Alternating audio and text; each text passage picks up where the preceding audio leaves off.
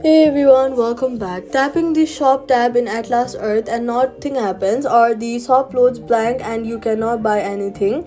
Here's the fix. The shop tab failing to open is almost always a combination of a stale app session and a network issue preventing the shop's inventory from loading.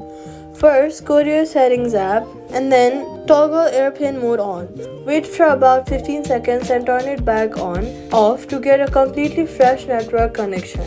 Then force close the Atlas app from your recent apps and then reopen it after a while. Most shop tab failures clear on a fresh launch after a network reset.